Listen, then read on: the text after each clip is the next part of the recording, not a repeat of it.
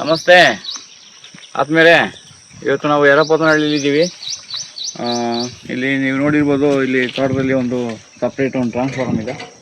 ಅದಕ್ಕೆ ಸುಮ್ಮನೆ ಒಂದು ಸೇಫ್ಟಿ, ಬೇಲಿ ಒಳಗಡೆ ಇದ್ರೂ ಒಂದು ರಕ್ಷಣೆಗಿರಲಿ ಅಂದ್ಬಿಟ್ಟು ಈ ರೀತಿ ಒಂದು ಕೃತಕವಾಗಿ ಸುಮ್ಮನೆ ಒಂದು ಟೆಂಪ್ರವರಿಯಾಗಿ ಈಗ ಒಂದು ಬೇಲಿಯನ್ನು ಕ್ರಿಯೇಟ್ ಮಾಡ್ಕೊಂಡಿದ್ದೀವಿ. ಸುಮ್ಮನೆ ಸಡನ್ನಾಗಿ ಯಾರು ಆ ಕಡೆಗೆ ಟ್ರಾನ್ಸ್ಫಾರ್ಮ್ ಹತ್ರ ಹೋಗಬಾರ್ದು ಅಂತ. ಅದರಿಂದ ದಯಮಾಡಿ ನಾನು ಎಲ್ಲರ ರಿಕ್ವೆಸ್ಟ್ ಮಾಡೋದು, ತುಂಬ ನಮ್ಮ ರೈತರು ಅನೇಕ ತಪ್ಪುಗಳನ್ನ ಏನು ಮಾಡ್ತೀವಿ ಅಂದರೆ, ಮನೆ ಹತ್ರ ಕರೆಂಟ್ ಕಂಬ ಇದ್ದರೆ ಕರೆಂಟ್ ಕಂಬಕ್ಕೆ ದನಗಳನ್ನ ಕಟ್ಟಾಕ್ಬಿಡೋದು. ಆಮೇಲೆ ಟ್ರಾನ್ಸ್ಫಾರ್ಮ್ ಬರ್ತದೆ ಕೆಳಗಡೆ ಇರೋದು. ಆ್ಯಕ್ಚುಲಿ ಟ್ರಾನ್ಸ್ಫಾರ್ಮ್ ಕೆಳಗಡೆ ಯಾರು ಜಾಸ್ತಿ ಸಂಚಾರ ಮಾಡಬಾರ್ದು, ಅದು ಕೆಳಗಡೆ ಹೋಗಬಾರ್ದು. ಕೆಲವೆಲ್ಲ ಏನಿದೆ ಅದು ಕೆಳಗಡೆ ರಸ್ತೆನೇ ಮಾಡ್ಕೊಂಡ್ಬಿಟ್ಟಿದ್ದಾರೆ. ಅದೆಲ್ಲ ತುಂಬ ಅಪಾಯಕಾರಿ.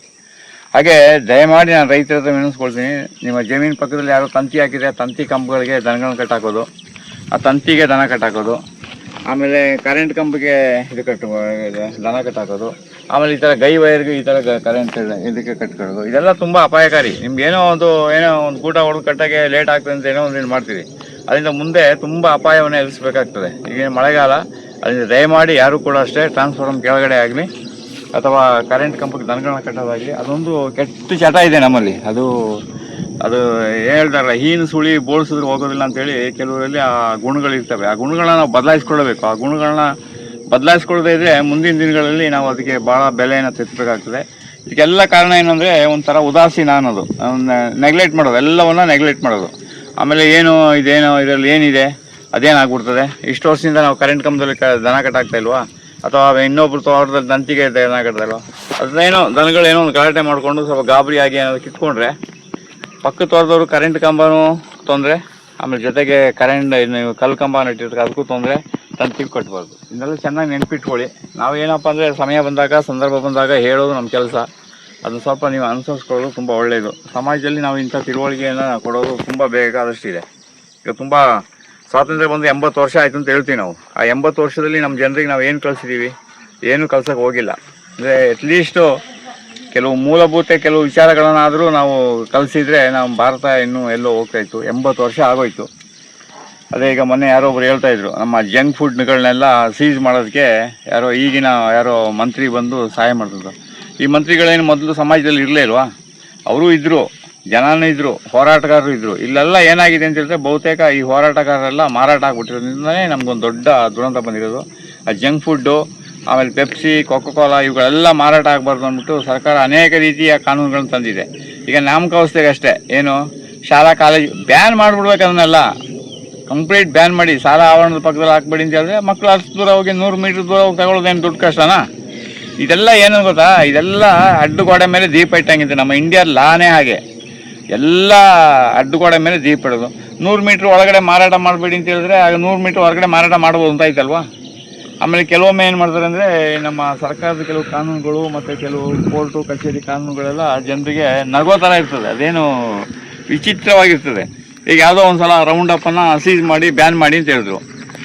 ಕೋರ್ಟ್ ಆರ್ಡ್ರ್ ಕೊಟ್ಟಿದ್ದೇನೋ, ಸರ್ಕಾರ ಒಪ್ಕೊಂಡಿದ್ದೇನೋ, ಆ 3 ತಿಂಗಳು ಆದಮೇಲೆ ನಿಮಗೆ ಅದನ್ನು ನಾವು ಆದೇಶ ಜಾರಿಗೆ ಬರ್ತದೆ. ಅಲ್ಲಿವರೆಗೂ 3 ತಿಂಗಳು ಮಾರ್ಕೊಳ್ಳಿ. ಆಮೇಲೆ ಕಂಪ್ನಿಯವರು ಇದೇ ಔಷಧಿಯನ್ನು ಇಟ್ಕೊಂಡು ಲೇಬಲ್ ಒಂದು ಪ್ರಿಂಟ್ ಮಾಡ್ಕೊಳ್ಳಿ, ಆಮೇಲೆ ಬೇರೆ ಹೆಸರಲ್ಲಿ ಮಾಡಿ. ಅವಾಗ ಏನು ಮಾಡ್ತಾರೆ, ಆ ಬೇರೆ ಹೆಸರ ಮೇಲೆ ಇನ್ನೂ ಆ ಹೋರಾಟಗಾರರು ಕೇಸ್ ಹಾಕಿದ್ರೆ ಇನ್ನೊಂದು 10 ವರ್ಷ ಆಗ್ತದೆ. ಹೀಗೆ ನಮ್ಮಲ್ಲೆಲ್ಲ ಅಡ್ಡಗೋಡೆ ಮೇಲೆ ದೀಪ ಇಟ್ಟಂಥ ಕಾನೂನುಗಳೇ. ಇವುಗಳೆಲ್ಲವನ್ನು ಬದಲಾಗದಿದ್ದರೆ ಆರೋಗ್ಯವನ್ನು ಎಷ್ಟರ ಮಟ್ಟಿಗೆ ಕೆಡಿಸ್ಬೇಕು ತಿಳ್ಕೊಳ್ಳಿ.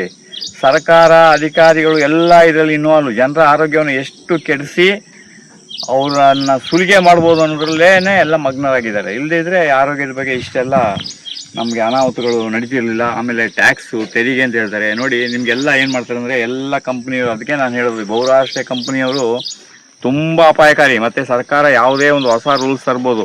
ನೀವು ತಿಳ್ಕೊಳ್ತೀರಿ, ನಮಗೇನೋ ಭಾಳ ಅನುಕೂಲ ಆಗೋಯ್ತು, ATM ಕಾರ್ಡ್ ಬಂದುಬಿಡ್ತು, ನಾವು ಬ್ಯಾಂಕ್ ಒಳಗೆ ಹೋಗಂಗಿಲ್ಲ, ಎಲ್ಲಿ ಬೇಕಾದ್ರೂ ದುಡ್ಡು ತಗೊಳ್ಬೋದು. ಹೌದು, ತಗೊಂಡು ಅಭ್ಯಾಸ ಆದಮೇಲೆ ಏನು ಮಾಡ್ತಾರೆ, ಅದಕ್ಕೊಂದು ತೆರಿಗೆ ಅಂತ ಹಾಕ್ತಾರೆ. ಈಗೇನು ಮಾಡಿದ್ರು, ನೀವೆಲ್ಲ ಗೂಗಲ್ ಪೇ ಮಾಡಿಬಿಡಿ, ಫೋನ್ಪೇ ಮಾಡಿಬಿಡಿ ಅಂದ್ಬಿಟ್ಟು ಒಂದು ರೂಲ್ಸು ತಂದರು. ನಿಮಗೆಲ್ಲ ಅನುಕೂಲನೇ ಆಗ್ತು. ಎಲ್ಲ ನಿಮ್ಗೆ ಏನು ಮಾಡ್ತಾರೆ ಅಂದರೆ, ಫಸ್ಟ್ ಆ ಚಟ ಅಂಟಬೇಕು ನಿಮಗೆ. ಅಂಟಾದ್ಮೇಲೆ ಏನು ಮಾಡ್ತಾರೆ, ಆಮೇಲೆ ನೀವು ಅದಕ್ಕೆ ಇದಾದಮೇಲೆ ಅದಕ್ಕೆ ನೀವು ಅಭ್ಯಾಸ ಆಗ್ಬಿಟ್ಮೇಲೆ ಅದ್ರ ಮೇಲೆ ಒಂದು ಲೈಟಾಗಿ ಒಂದು ತೆರಿಗೆ ಹಾಕ್ತಾರೆ. 1% ಇಲ್ಲ 0.5% ತೆರಿಗೆ ಅಂತ ಹಾಕ್ತಾರೆ. ಅದನ್ನ ಆ ತೆರಿಗೆ ಆಗ್ತಾ ನಿಮ್ಮನ್ನೆಲ್ಲ ಆ ರೀತಿ ಅಭ್ಯಾಸ ಮಾಡ್ತಾರೆ. ಅದೇ ಒಂದು ತಿಳ್ಕೊಳ್ಳಿ, ಸರ್ಕಾರ ಯಾವುದೇ ಯೋಜನೆ ಮಾಡಿದ್ರು ಅದು ಜನರಿಗೆ ಅನಾನುಕೂಲ ಆದನೇ ಅನುಕೂಲ ಆಗೋಂಥ ಯೋಜನೆಗಳನ್ನ ಮಾಡಲ್ಲ. ಯಾಕೆಂದರೆ ಎಲ್ಲ ಬಹುತೇಕ ರಾಜಕಾರಣಿಗಳು, ಅಧಿಕಾರಿಗಳು ಭ್ರಷ್ಟೇ ಆಗಿರೋದ್ರಿಂದ 99% ಎಲ್ಲ ಇವತ್ತು ಭ್ರಷ್ಟಾಚಾರದಲ್ಲೇ ಇರೋದು.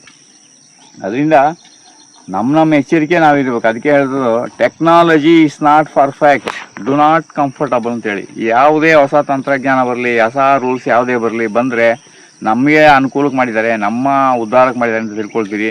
ಅದು ಆರಂಭದಲ್ಲಿ ಮಾತ್ರ ನಿಮಗೆ ಅದು ನಿಮ್ಮ ಅನುಕೂಲ ಹತ್ರ ಕಾಣ್ತದೆ. ಆಮೇಲೆ ನಿಮಗೆ ಅದೆಲ್ಲ ಹೊರೆನೇ ಆಗ್ತದೆ, ಭಾರ ಆಗ್ತದೆ, ತೊಂದರೆ ಆಗ್ತದೆ, ಸಮಸ್ಯೆ ಆಗ್ತದೆ. ಇದರಿಂದ ಮೊದಲೇ ನೀವು ಎಚ್ಚೆತ್ಕೊಳ್ಳೋದು. ಅದರಿಂದ ನಿಮ್ಮ ಹಳೆಯ ಪದ್ಧತಿಗಳು ಏನಿದೆ ಅವುಗಳಿಗೆ ನೀವೆಲ್ಲರೂ ಬರೋದು, ಮತ್ತು ನಮ್ಮ ಹಳೆಯ ಕೃಷಿ ಪದ್ಧತಿಗೆ ನಾವು ಅಳವಡಿಸ್ಕೊಳ್ಳೋದು ತುಂಬ ಒಳ್ಳೆಯದು. ಇದ್ರ ಬಗ್ಗೆ ನೀವು ಯೋಚನೆ ಮಾಡಿ ನೋಡಿ. ಇವಾಗ ನಮ್ಮ ಈಗ ತೆಂಗಿನ ಗಿಡ ಇಲ್ಲಿ ಯರಪೋತನಹಳ್ಳಿ ತೋಟದಲ್ಲಿ ಇದ್ದೀವಿ. ಇಲ್ಲಿ ತೆಂಗಿನ ಗಿಡ, ಇದಕ್ಕೆ ನಾವು ಉರುಳಿಯನ್ನು ಹಾಕಿದ್ದೀವಿ. ಇದು ಯಾವಾಗ ನಾನು ಯಾಕೆ ಕೆಲವು ವಿಚಾರವನ್ನು ಪದೇ ಹೇಳ್ತೀನಿ ಅಂತ ಹೇಳಿದ್ರೆ, ಇದೇ ನಿಮಗೆ ಅನೇಕ ತಪ್ಪುಗಳು ಮಾಡೋದು. ಅದಕ್ಕೆ ನಿಮಗೆ ಒತ್ತು ಹೇಳೋದು. ಇದು ಯಾವಾಗ ಬಳ್ಳಿ ಬರೋಕ್ಕೆ ಶುರು ಆಗ್ತದೆ, ಬಳ್ಳಿ ಬರೋಕ್ಕೆ ಶುರು ಆದಾಗ ನಾವೇನು ಮಾಡಬೇಕು, ಅದು ಮೇಲೆ ಹೋದರೆ ಗಿಡಗಳಿಗೆಲ್ಲ ಇದು ಹಬ್ಕೊಳ್ತದೆ. ಅದರಿಂದ ನಾವೇನು ಮಾಡಬೇಕು, ಇದನ್ನು ಕ್ಲೀನಾಗಿ ಕಿತ್ಬಿಟ್ಟು ಹೀಗೆ ಕಿತ್ಬಿಟ್ಟು ಇದನ್ನು ಒಂದು ನೀರಲ್ಲಿ ಡ್ರಮ್ಮಲ್ಲಿ ಹಾಕ್ಬಿಟ್ಟು ಕ್ಲೀನಾಗಿ ಒಂದು ಡ್ರಮ್ಮಲ್ಲಿ ಹಾಕಿ ಇದನ್ನು ಕೊಳೆ ಹಾಕ್ಬಿಟ್ಟು ಅದನ್ನೇನು ಮಾಡ್ಬೋದು ನಾವು, ಅದರ ರಸವನ್ನು ಬೇರೆ ಗಿಡಗಳಿಗೆ ಕೊಡ್ಬೋದು.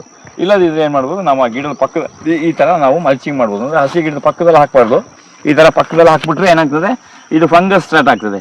ಸ್ವಲ್ಪ ದೂರದಲ್ಲಿ ಹಾಕಬೇಕು, ಒಂದು ಅಡಿ ಇದಷ್ಟು ದೂರದಲ್ಲಿ ಹಾಕಿದ್ರೆ ಇಲ್ಲಿ ನಮಗೆ ಮಲ್ಚಿಂಗ್ ಆಗ್ತದೆ. ಇದಕ್ಕೆ ಏನು ಮಾಡಬೇಕು, ನಾವೀಗ ನೆಕ್ಸ್ಟ್ ಈಗ ಏನು ಮಾಡ್ಬೋದು, ನಾವು ಇದಕ್ಕೆ ಹೊಸ ಉರುಳಿಯನ್ನು ಈ ಥರ ಇಲ್ಲಿಗೆ ಹಾಕ್ಕೊಳ್ಬೋದು. ಈ ರೀತಿ ಇನ್ನೊಂದು ತಿಂಗಳು ಈಗ ಆಯಿತು, 2.5 ತಿಂಗಳು ಆಯ್ತು. ಇದು 78 ದಿನ ಆಯ್ತು ಇವತ್ತಿಗೆ.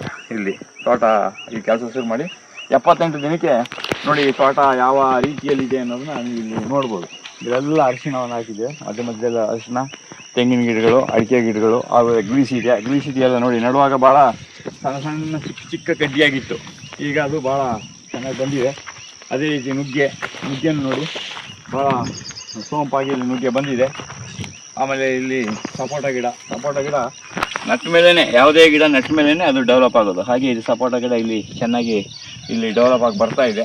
ಈಗ ನುಗ್ಗೆ ಗಿಡ ಎಲ್ಲ ನಮಗೆ ಆರಾಮಾಗಿ ಚೆನ್ನಾಗಿ ಕಾಣಿಸ್ತಾ ಇದೆ.